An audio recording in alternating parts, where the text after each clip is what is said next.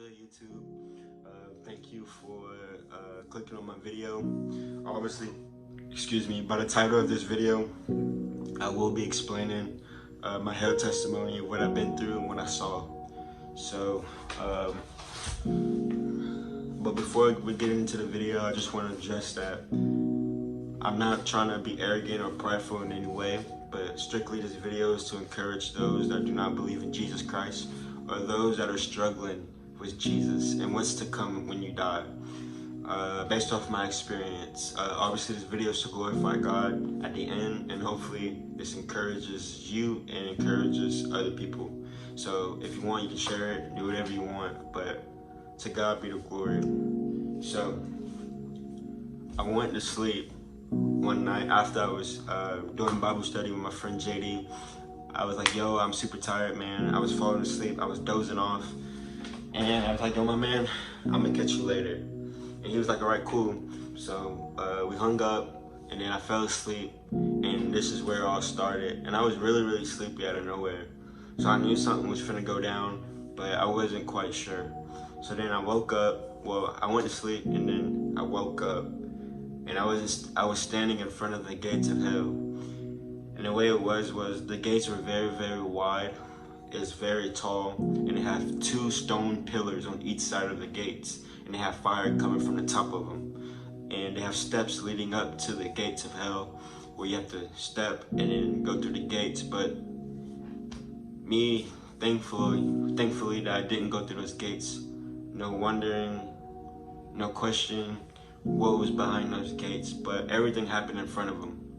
And what happened was there's this tall lady. She's about 8 foot. She's about 9 feet tall.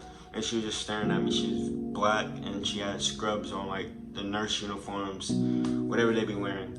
And she was just staring at me. So she started speaking to me. She was speaking gibberish, and I wasn't understanding what she was saying. And I was like, ma'am, you need to go to heaven. Just relax. And she was like, I'm stuck here forever. And she started grinning like that. And then at that point, I gained wisdom, and I knew that she was gonna come after me. So she just launched herself to me, and she started chasing after me.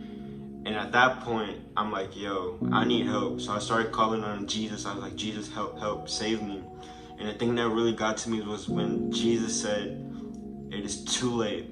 And at that point, as soon as he said that, I was like, I'm done. I'm here forever. I messed up. I took God's forgiveness for granted. I was just doing whatever I wanted to do, and I was being a lukewarm Christian, and God doesn't like that.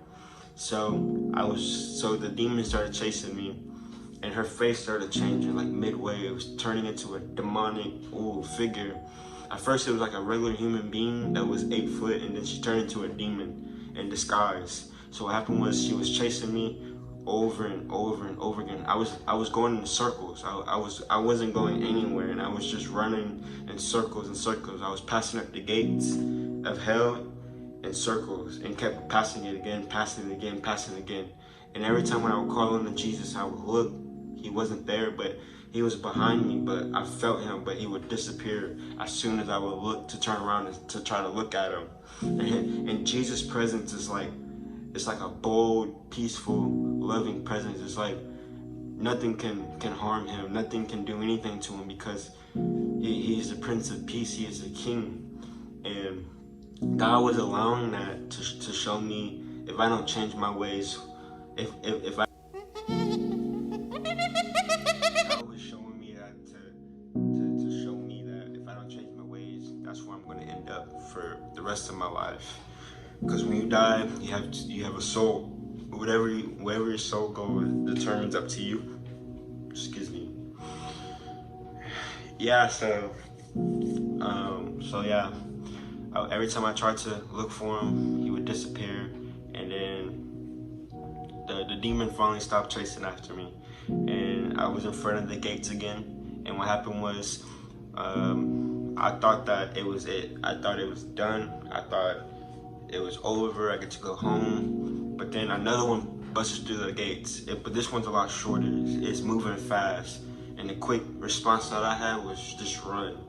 Same concept. It's like you're running in a maze, like you're in a maze forever, and you just keep going in the same place over and over. And it's like running a mile, it's like running a lap, but you're just constantly running without stopping, and you cannot hide, cannot go nowhere. So this demon was chasing me again, but this one had a long hook, and he was running, but he had the hook on the side.